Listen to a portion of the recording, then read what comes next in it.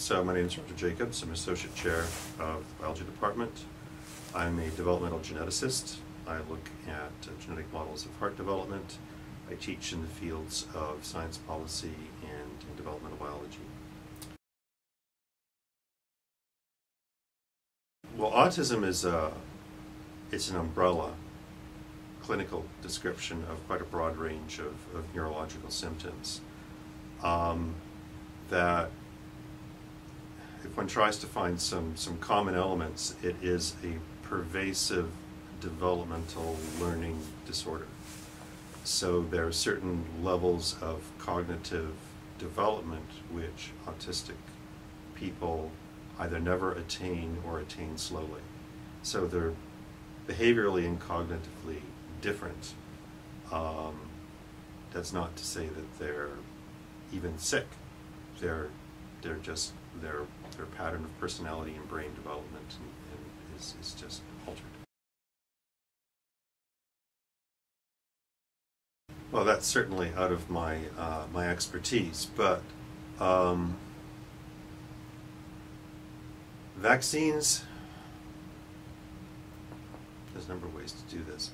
Okay, most vaccines basically provide a small component, a limited component of some kind of pathogen, be it a virus or a bacterium or some other kind of disease factor. Provide some small component, usually a protein, of the larger structure, which in itself is biologically inactive, but nevertheless has the three-dimensional shape and chemical characteristics that A, the body would recognize as foreign, and B, is very similar, if not the same, as a component of the pathogen. So when the immune system recognizes, so that's provided in the vaccine. The body responds to it by recognizing it as foreign, and then develops the mechanisms to attack it. So if the real virus or the real bacterium comes along that has something on it that's either the same or similar, that then gets attacked by the immune system. Perfect.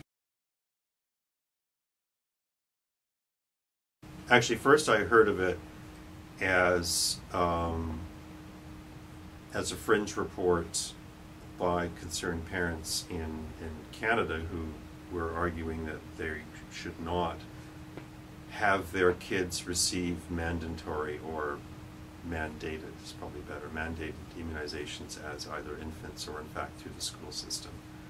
Through the press then I learned all this was triggered by something that was going on in England which had much more traction there. And that at all times it had been reported as a fringe study, an isolated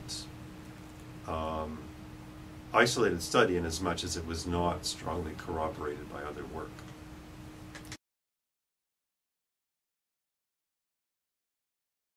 This is actually totally not simple, and I can talk about this for an hour. So what most people do not appreciate, and frankly I didn't really appreciate it myself until relatively recently, is that so-called pure science, science that asks questions, develops hypotheses, and then tries to go out and get an image from experimentation of how things work. That approach has a very high tolerance of error. We have to have a high tolerance of error because we're trying to discover new mechanisms, new relationships, and basically be able to challenge old paradigms. So, because we need, obviously progress is often built on paradigm breaking. So, I mean, clearly, so it means that in fact there is always, in the scientific literature, conflicting, if not actually contradictory evidence, because we are encouraged as scientists, and it's a good thing, that we take different perspectives or different interpretations of mechanism and we test them. Because they're often tested through different approaches. No one always tests the same question from using the same tools in the same system. We can come up with insights that appear contradictory. The peer review mechanism, which is our insurance policy during this process,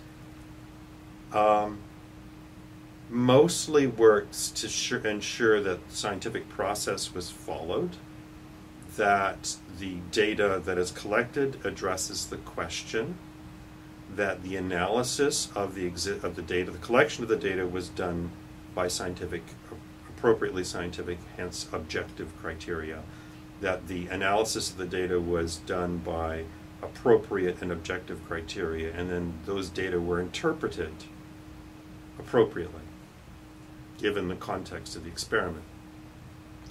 So the peer review process is not an adequate or complete protection from preventing incorrect ideas from entering the scientific literature.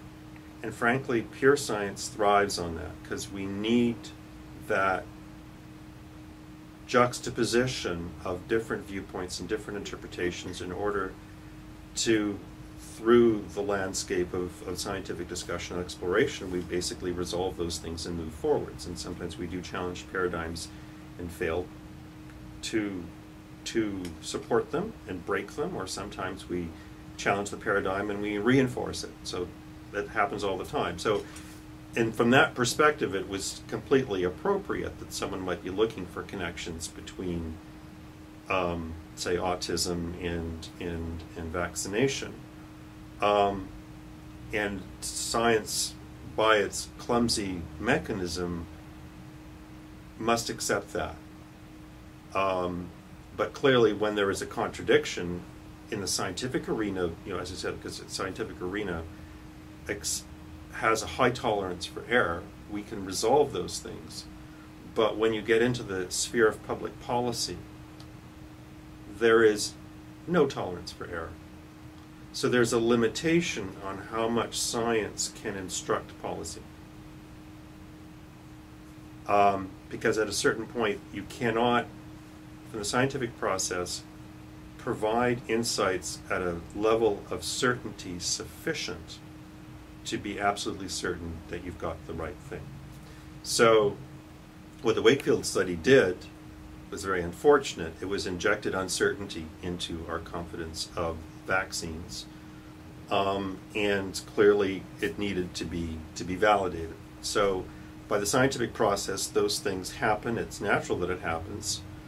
Was something unnatural happened there, which we'll get to in a second, but it's natural that that be out there, that it would be challenged, and hence successive experiments would either support or disprove that particular analysis. And science can take the time to do that. Public policy doesn't have the time, right? We have the vaccine, we have the tools, kids have the disease, we want the answer today. So the really unfortunate thing about the Wakefield study, of course, is that there was outright fraud in generation of the data, which is a tragedy in science, because science doesn't, works on an element of objectivity. If not, that's enough. You don't even have to be, forget the issues that scientists may want to self-promote themselves or promote their ideas, and work for the public good. All those things are fine and dandy, but we do expect all scientists, regardless of those particular kinds of quirks, that they must do objective work, that they must be objective in their questions, they must be objective in their analysis, and they must then present whatever their discoveries are to the scientific forum in sufficient detail that the scientific community can assess it and then either support it or fail to support it and then move forwards. So that clearly was hijacked in the Wakefield study, because the data was bogus, and that caused a very high cost. So we have a scientific process that works on trust, works on objectivity. That trust and objectivity was violated, and there was and the cost was, well, the cost was human lives ultimately, because people then lost faith in what science could, for instance, in the certainty of the science, which is the most important thing we have to deal with. It lost faith in the objectivity and the certainty of science, and hence public policy could not be made in terms of having a very high level of confidence or certainty in the scientific information, and as a result there was some division and uncertainty as to whether or not it was appropriate to immunize and whether or not to be putting their children at risk.